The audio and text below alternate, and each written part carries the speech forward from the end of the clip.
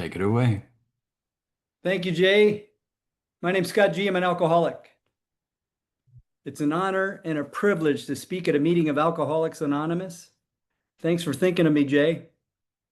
I am in Traverse City, Michigan, and I see we've got a room full of people from all over the place. And I'm reminded, I was looking it up and it said that all sections of this country and many of its occupations are represented, as well as many political, economic, social, and religious backgrounds. We are people who normally would not mix, but there exists among us a fellowship of friendliness and an understanding, which is indescribably wonderful.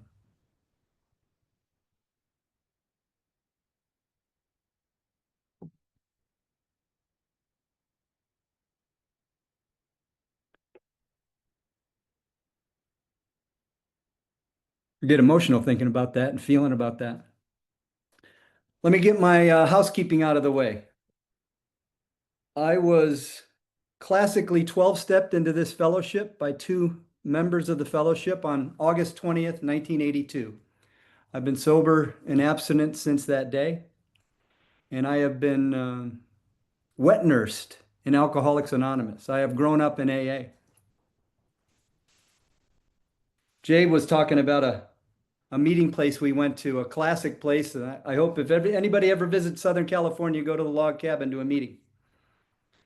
And it exemplified, we are a group that normally would not mix. I had a preconceived notion of what an alcoholic looked like. And I grew up in Detroit, and it was the guys drinking Thunderbird out of a brown paper bag, or drinking Sterno in the Cass corridor. That's what an alcoholic looked like. And then I was taught, hey kid, look to your right and look to your left. Everybody can do that right now. That's what an alcoholic looks like. And it changed my whole perspective. Just to qualify here for this seat that I so treasure in this meeting, I grew up in an alcoholic home, hardworking Teamsters and UAW workers in Detroit, a lot of drinking around all of our relatives, Italian, Irish, both sides of the family. Work hard, play hard. And when I saw my dad drink, it scared me because he was unpredictable. And so I made a vow early on that I'd never touch a drink, never take a sip of alcohol. And so I kept that vow until I changed schools from 8th grade to 9th grade. And in 9th grade, on Halloween night, my dad painted our faces as the band Kiss. And that night, I went against that commitment I made to myself and my dad. And through inventory, the reason I went against that was because I so desperately needed the approval and the affection of my fellows, my fellow ninth graders. So that night I drank 6 warm Miller beers, the High Life. I slammed them and didn't taste good.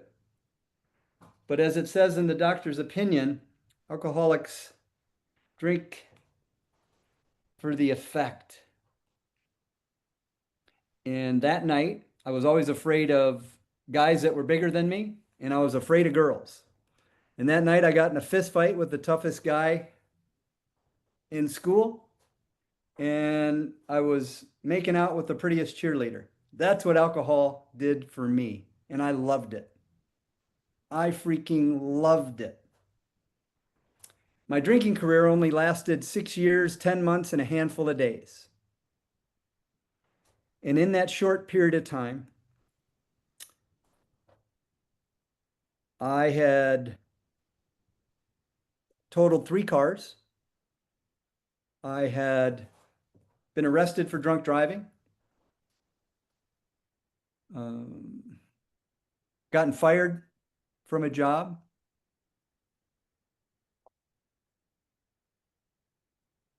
lousy student, on and on and on. And the one common theme in every time that I'd ever been in trouble, alcohol was involved. I'll cut to my last blackout. And if you don't know what a blackout is when you take so much alcohol into your body and you function as a human being, and the next day you have no recollection of what you did the day or the night before. And that was a regular occurrence for me. I just thought that was part of the deal. We had a great time last night, didn't we? Yeah, do you remember when? So the last blackout I was in, my best friend from high school, we were living in East Lansing, Michigan. I was going to college, and he was playing music for the first time for money. He taught himself how to play the guitar, and he was playing at this little place. And I showed up and I embarrassed him. I was drunk. We were walking home, and I punched him and I tried to choke him to death. And somehow he got away from me. And he took off for the house, and my roommates and him came back and looked for me, and they found me. And in East Lansing, there's the state police post for the whole state is right off campus. And they found me under a tree naked. And somehow the cruisers didn't see me and arrest me. But they got me home and they put me to bed. And I came to that next day. And I don't know if anybody on this call has ever come out of a blackout. But when I came out of that blackout, I looked into a pair of eyes that I never, ever want to look into again. One of his eyes was bruised. And he said, "Do you know what you did last night?" I said, "No, we were just having fun. We were just partying." And he proceeded to tell me in minute detail. I was 20 years old. When I went on a bad drunk, I would punish myself with a bike ride. I used to ride a 10-speed for miles and miles and miles in the Michigan countryside. So that day I went on an 80-mile bike ride, 40 out, 40 back. And on that bike ride, that was the closest I've ever been to going off the planet, because I didn't want to feel what I was feeling. The horror, the sadness, the embarrassment, the shame, the just lost feeling I had. Because that's the last person on earth I wanted to lay my hands on. And yet I did it. So I'm driving, going this way, and all I have to do on the 10-speed is just turn the wheel just like that into the oncoming Mack truck, and then I'll go off planet. But you know what saved me? My vanity saved me, because I wanted to have an open casket. You know, when you walk by and you could say, "God dang it, that kid had so much potential." But I would have been just pancaked. I went home, and my best friend, who I tried to kill, knew a guy in Alcoholics Anonymous from the dormitory system at Michigan State University. He called that guy because that guy did a talk for the resident advisors in the dorm system. Said, "If you know anybody that ever has a problem, give me a call." He called that guy, and his name was Pat M. So if anybody ever talked to me about my alcohol consumption, I would defer it. I would say, "No, go talk to Jay. Jay's got a problem. Go talk to Mike. Mike in Buffalo, he's got a problem." I would say to Ken in Studio City, I would change it just to get the heat off me. And that's what they thought my reaction would be, but it wasn't. He said, "You mind if I come over?" And I said, "I'd love to talk to you." And so the night before, on August 19th, I drank a dark Lowenbrau, with the green bottle and the silver tin foil on the bottle. And I drank that. And I knew some way, somehow, that was the last drink I was ever going to take. I don't know how to explain it. But the next day, in late afternoon, Pat M. and Ken G. came and talked to me. And in every clubhouse you've ever been across the world, and there's that picture on the wall of two alcoholics talking to the alcoholic on the bed whose head is kind of down like that. That was me. I was classically 12-stepped. They both identified themselves as alcoholics, and then they said they had found a solution to their disease. Disease, solution. Disease, solution. It got my attention. And in that conversation, I was doing this a lot. I was nodding when they were talking about blacking out, when they were talking about, because when I drank, this explains it perfectly for me. All of the body fluids that are in my body would eventually come out during my drunk. So that's whether it be blood, mucus, let your mind wander. And I identified with that. They said, "Do you want to go to a meeting?" And I said, "Yeah." So I went to a church basement in East Lansing, Michigan. And I can remember the sights, the smells, the sounds. And I've been coming to Alcoholics Anonymous ever since then. This is a gift. It's not a sentence. It's not a sentence. In that short period of time of 6 years and 10 months and a handful of days, I understood that line in the book where it says, alcohol was a great persuader. It finally beat us into a state of reasonableness. I was reasonable enough because back in 10th grade, I tried to stop. My only problem was I couldn't stay stopped. I met a room full of people that knew how to stay stopped, and I wanted that.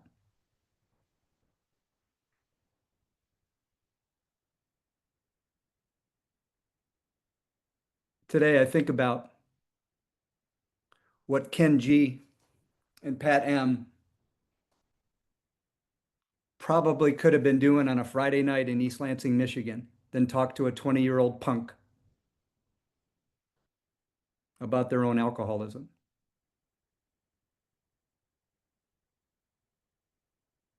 I have a debt I can never repay those men.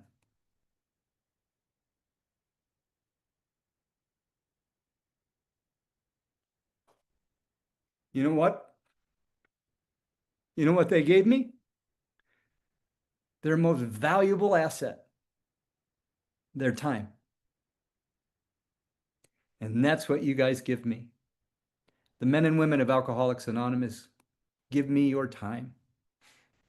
So I got to give back and do what I can. What little I can do, I do.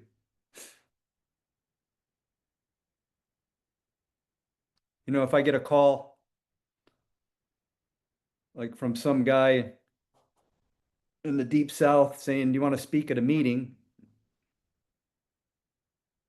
I'll say yes.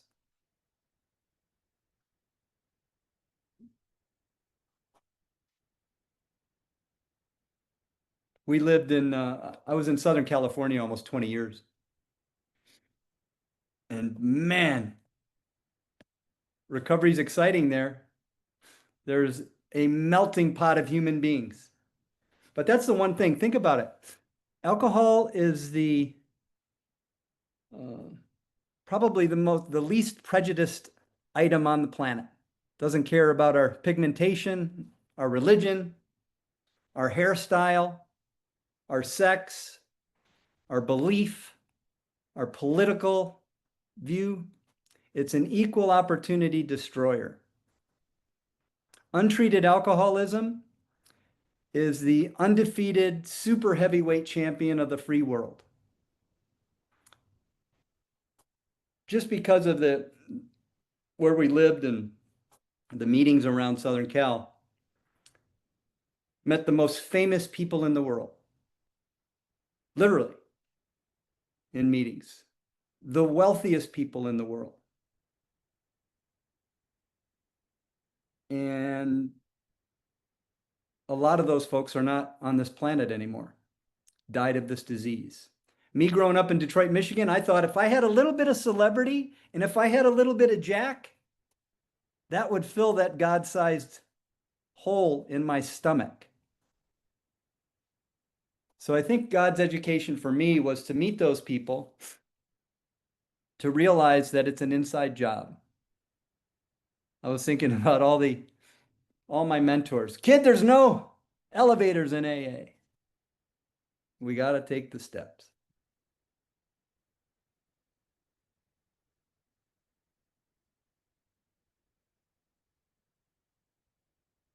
There's a guy named Red. Every AA community in the world has a guy named Red. And when I got sober in the dignitary sympathy group, where there were no dignitaries and certainly no sympathy, he said, kid, you want any sympathy? Look it up in the dictionary. It's right there between shite and syphilis, right in there. You can find it. So it was, 42 years ago, it was a little bit different. But my first job in AA was I was the vacuum cleaner in Doc Jerry's men's meeting. And Red would say to me, hey kids, your word any good? I'm like, yeah, not so much. And he said, we'll be here next week. And you got the vacuum duty. And it starts this big, so small. There's a famous saying around a mustard seed. My faith starts with a mustard seed. My word started with a small act. Because before I ever drank, when I drank, and since I've been sober, I've been a liar. Dishonesty. Why does it mention that word honest so much in this book? It's got us figured out. It's got me figured out anyways. So my words started matching up with my feet. And that's what those old timers would always say to me. Show me. Don't tell me. Say you're going to be here, be here. Part of my 11th step in the morning is making my bed. And it's a prayer. It's just I was somehow able, growing up the little Irish Italian Catholic kid in Detroit, around prayer. And for me, I do it on a bended knee because it's a physical act that makes the admission, just for me, that I'm not the epicenter of this cosmos, that all of you revolve around. And so when I'm down on that knee, I ask for a little help. And I do a whole thing within the 11th step. I'll get to that a little bit later. But so I started doing what you guys suggested to me. It's pretty easy to be an all-star AA for an hour on a meeting, at a meeting. And then there's 23 more hours in a day. What am I going to do? I had to always have quarters and dimes in my pocket because I had to call other people. And there weren't those cell phone things. And so I'd have to go to payphones, call my sponsor, call other people in the program. And I was so lucky and grateful that we were the YPD, the Young Punk Drunks, when we got sober. There was a bunch of young people in this college town. And we would go to meetings. And it's funny, I'll still see some of those guys 42 years later. And that's the magic of AA. It happened today. It happened 30 years ago. There's a friend of mine named Pete D, Boston Pete. And he had to spread some ashes in the Upper Peninsula of Michigan for his mom. And so he came down to the Lower Peninsula to Traverse City. And he was in town last night. And he said, I'm in town. I said, meet me at the 8 a.m. West End meeting. So Pete shows up this morning. And I hadn't seen him in several years. And the magic of AA happened. When you don't see somebody and the relationship picks up like you've just seen them yesterday? I am a multi-billionaire in relationships from Alcoholics Anonymous. Because what we do here is we talk about stuff that matters. I work with athletes and they're like, Gorman, real talk. And usually that's the opener to them sharing something that's going on in their belly. And we take it for granted around here. We're always talking about what's going on in our belly. Maybe not at first, because, when those feelings come up, when those thoughts come up, we got to be able to not necessarily have to go to the default, which is drink, change the way that I feel.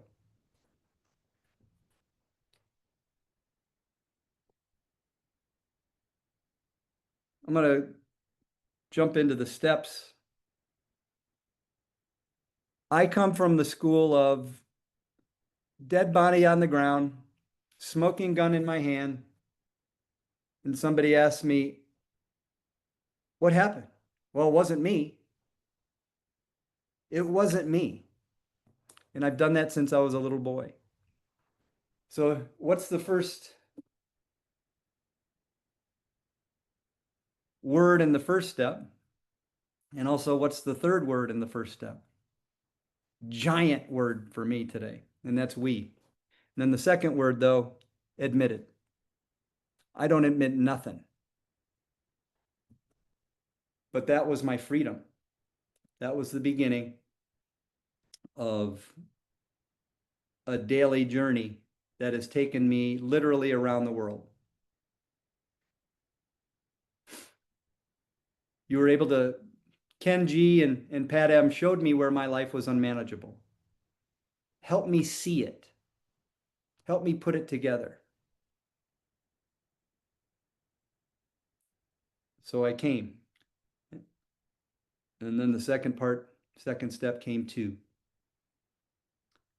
I'd always had a relationship with the God of my childhood, but it was more of a take the best, leave the rest.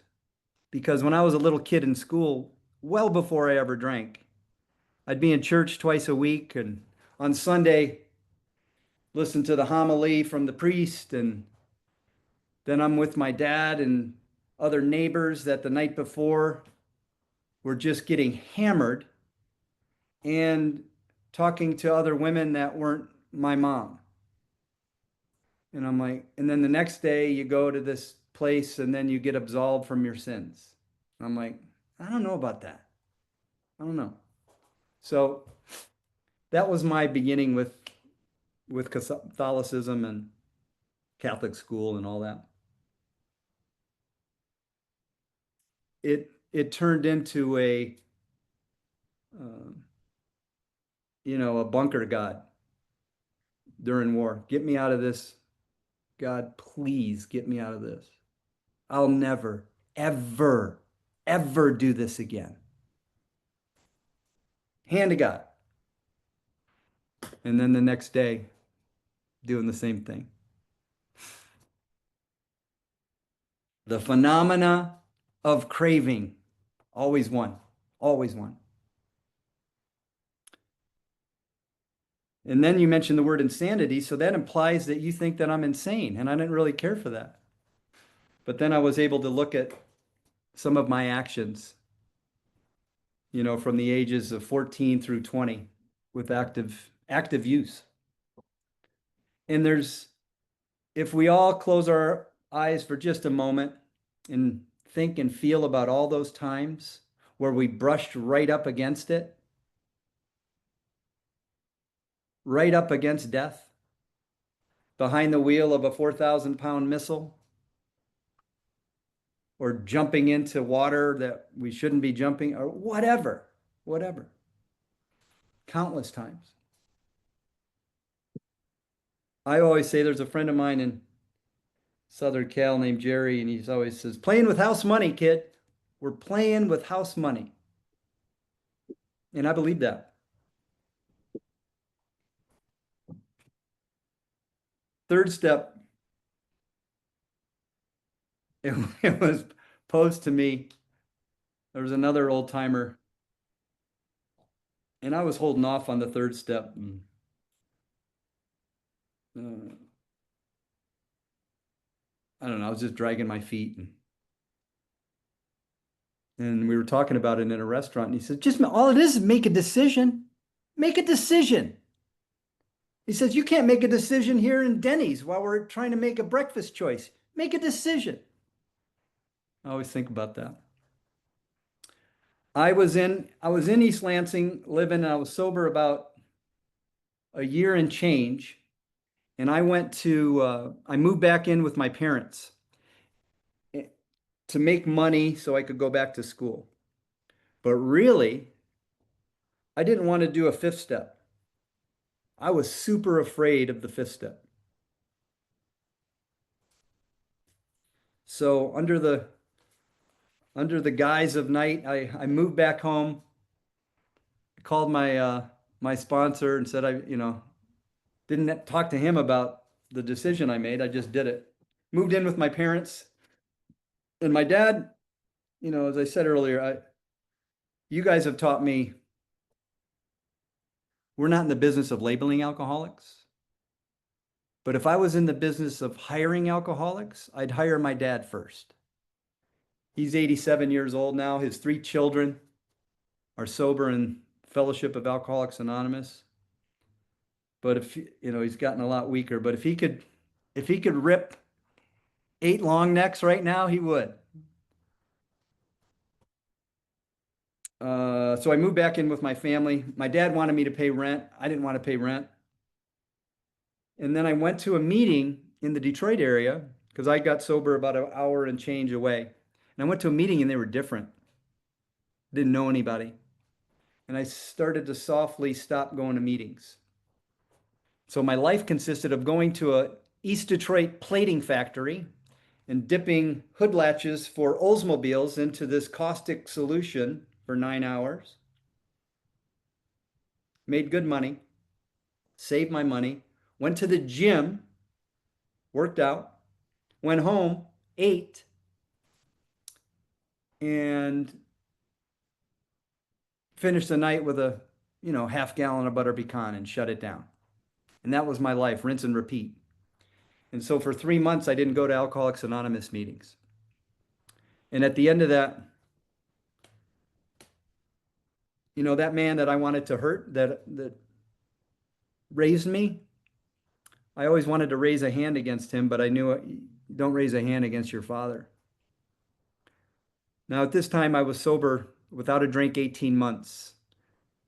And the last 3 months of that, untreated alcoholism. I was dry. I was dry as kindling, self-combust. I wasn't doing anything. So I was at home and we had this rule, you couldn't read the sports page at the dinner table if other people were around, and nobody was around, and I was reading the paper, and my little brother ratted me out to my dad, and my dad was in the kitchen, and he was a bar fighter, and pool player, and he looks at me kind of side and he says, "You're not reading the newspaper at the dinner table." And I said, "Yes, I am, Dad. What are you going to do about it?" Haven't had a drink in a year and a half. He comes into the dining room. I got up from the table and I blacked out. And my father and I got in a horrific, violent fight.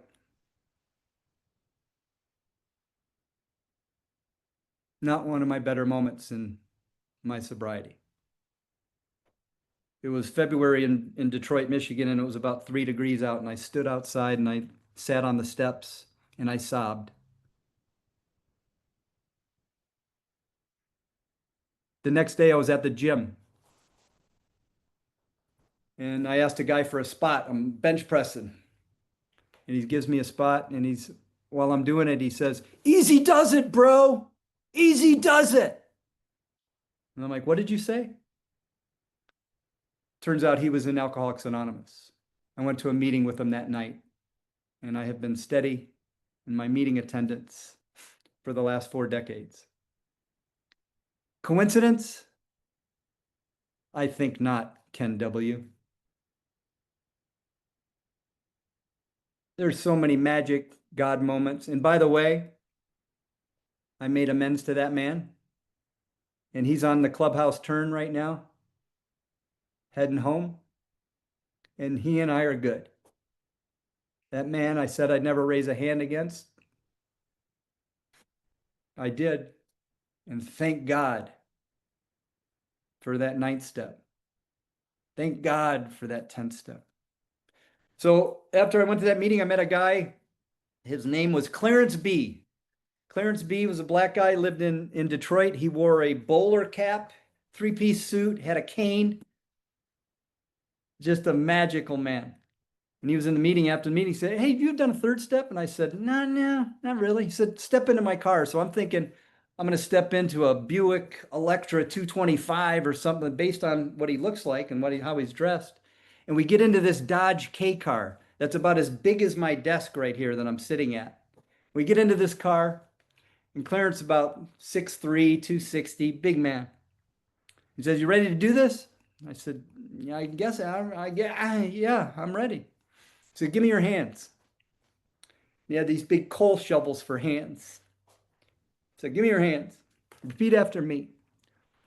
God, I offer myself to thee to build with me, to do with me as thou wilt. Relieve me of the bondage of self, that I may better do thy will. Take away my difficulties, that victory over them may bear witness to those I would help of thy power, thy love, and thy way of life. May I do thy will always."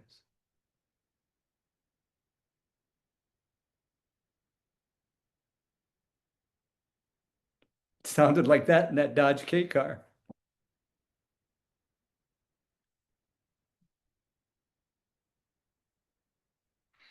Forever grateful for that man, and I've since been able to do countless third steps with young men in this program. Powerful, powerful stuff. Because what was he giving me? After a meeting, when I'm sure he had something better to do, he gave me his time. What's it say in the book? Next, we launched out on a course of vigorous action. And this is the one that scared the snot out of me. I don't know about anybody else. It wasn't so much, I didn't like the fact the fourth step felt like a paper, like a school assignment that I hated to do anyways. But I didn't want to drink. So I did it. My sponsor set a time, said have it done by Friday. We're going to do it on Saturday. So I crammed for the exam and stayed up late, writing my ass off. And he lived on a farm in the middle of Michigan. So I drove out there and you ready to do this? I'm ready. So I start reading and I'm reading and I'm reading and I'm reading and reading. And then I finally get to the greatest hits. I get to the go to the grave stuff, those super secrets that aren't going to be revealed. And I start sharing those. And his name was Bill V. And Bill says, when I'm going into the gnarly stuff, Bill starts laughing. And I looked at him and I said, "Bill, I don't find this particularly too funny." And I'm thinking, I'm going to get in a fist fight with my sponsor right now. And again, the magic of Alcoholics Anonymous happened. Bill V said to me, "Let me tell you a story." And he shared a story very similar to mine that made mine look like penny candy. And in that moment, I didn't feel so unlovable, so unforgivable, so alone and isolated. Back to the first word in the first step. We. I can't, we can. I've since had that magical experience doing fifth steps with young men, and powerful. And I get to freely talk about those things.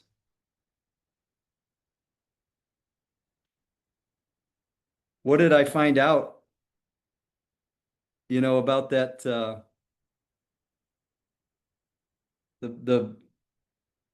12 and 12s mentions instincts gone astray. No, instincts on rampage, balk at investigation, right? So what are my instincts that came out in that fifth step? What have I been doing since I was a boy, before I ever drank? And then when I drank and since I've been sober? And usually there's a button that is pushed, and it's that button for survival and security. Something is getting threatened there. The other one is that insatiable need for your approval and your affection. And the other one is establishment of power and control. If I can control this, if I got some power over this, then I won't have to feel something.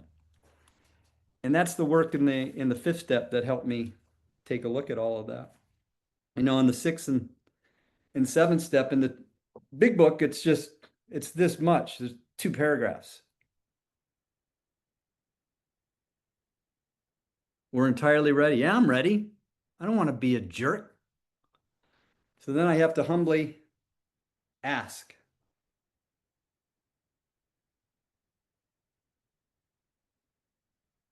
Being a kid who's always said, I don't need your help. I'm good. To ask, I don't even know how many times it says, I think in the 11th step from On Awakening, I think it mentions ask 7 times, something like that. I got to ask. So in that 7th step, humbly asked him to remove our shortcomings. Please, I don't want to be this way. And then when I get that power to do that, I wasn't lying as much. I wasn't as scared as much because I would talk to you. The God of my understanding I found with skin on it was through you. And today I have a God of my understanding. It's a big God. It's a little bit different than what I grew up with at Our Lady of Loretto Catholic School. But as I said, it's a power that I can get my arms around. And I don't know how many, we have 139 different understandings of God on this Zoom call. And I love that. I absolutely love it. 8th step, make a list. That's all this is. Just make a list. I dragged my feet because I was afraid to do the 9th step. 8th step, just make a list. Take some of those notes off that 5th step, off the 4th step. So I made the list and I started. I got to tell you a story. I was sober 3 months, and it was right before Christmas in East Lansing, and they had a really nice men's store right on Grand River. So I went in there, and I love to steal. I love the buzz of shoplifting, and I did that before I ever drank. So I went into this men's store, and I saw a pair of Argyle socks that were probably $9 in 1982. A lot of money. Looked around, crotched them, walked out. And that was like on a Saturday. The Dignitary Sympathy Group was on Tuesday night. And for the first time in my thieving life, I felt a pang of guilt. So I show up at the meeting and I said, guys, I got to tell you, I shared first. And I said, on Saturday, I stole a pair of socks at the men's store that I was going to give to my sponsor, Dave, as a Christmas present. And everybody started laughing. And Red got up on the other side of the room and said, kid, don't steal little panty waist socks. If you're going to steal, walk into Michigan National Bank and really steal. 10 minutes. Thank you. So if I go back to East Lansing, Michigan in a meeting and somebody knows me, they say, Socks, what's up? That was my handle. My nickname was Socks in East Lansing. Cut to, that was my first direct amend. I had to walk in the next morning. Said, you know what you got to do? No, what do I got to do? You got to return those socks. There's no chance. There's not a chance I'm going to return those socks. And I went and I did it the next day. I brought them in. I set them on the counter where the stand where I took them. I brought the manager over and said, see those pair of socks? I stole those on Saturday. And I had to return them because if I don't return them to you, I might drink again. If I drink, I might die. And he looked at me with that RCA Victor look, like that dog look. And that was my first one. And I've subsequently been I've told my one sponsor, I said, I don't want to pay him that money. And he said, it's not your money. It's their money. You got to give them back their money. What does a lifelong amends look like? That speaks with my feet. not doing the things that I used to do. My her 3 kids are in AA. One of the great compliments she ever gave me was, Scott, when you leave the house, I don't worry about you. Because I always thought my my selfishness, my drinking just involved me. But you taught me that if, for example, my mother had to worry about me 1 second of one day, that was 1 second too long.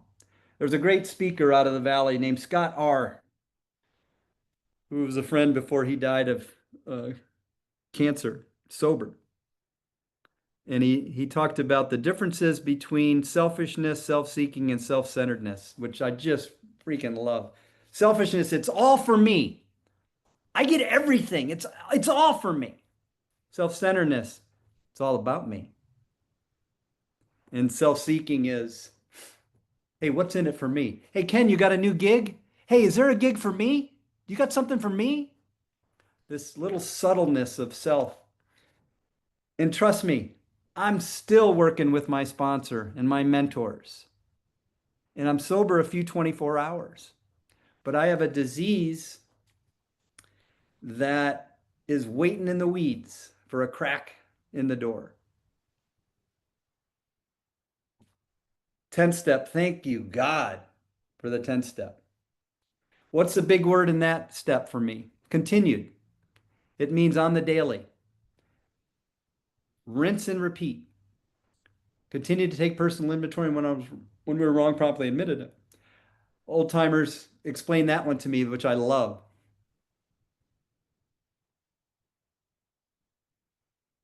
If you're going to eat crow, kid, eat it while it's hot. And so I can't live with some of the things that I've done in the past. I was sober about 8 minutes. Oh, I forgot to mention. I was sober. No, that first week, my 10 speed got stolen and it gutted me. Absolutely gutted me. And so in the world that I came from, I got one coming to me. So I went on campus and stole this beautiful 10 speed. And I rode that 10 speed to meetings while I lived in East Lansing and various other things. And then I finally copped to it and I had to make amends for that. Today, some of that, the cash register honesty stuff, if you fill the gas tank up and forget to pay the uh, the teller, I did that and I had to go back. And I didn't want to go back, but I had to go back because I don't want to drink. I'm as sick as I am secret. Again, mentioning that word honesty so many times. 11th step, it's the backbone of my program. On awakening. Some of you big book theologians on here, I argue that's one of the most misquoted lines in all of AA. Because everybody says upon awakening. It says on awakening. So I started a meeting here a men's meeting entitled On Awakening.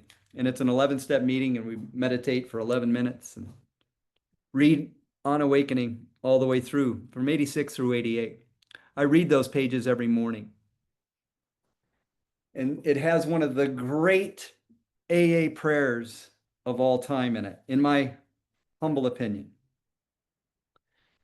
And it's the pause prayer. As we go through the day, we pause when agitated or doubtful. Agitated means angry. Doubtful means, as my daughter says, a scared. Hey, Dad, I'm a scared. Agitated, doubtful. And ask for the right thought or action. There's that word ask again. I got to ask. I need help. There's this old timer lady I loved, and she said one of her best prayers of all time. It's like a military march. I don't know and I need help. 3 minutes. Thank you. We constantly remind ourselves we're no longer running the show, humbly saying to ourselves many times each day, Saturday, thy will be done. 12th step. Good Lord. Having had as a result.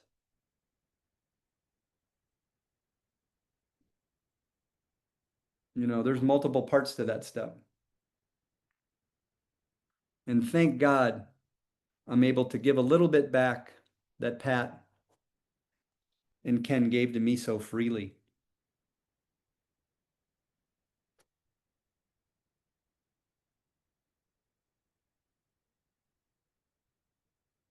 I lost a friend of mine, buried him on Monday.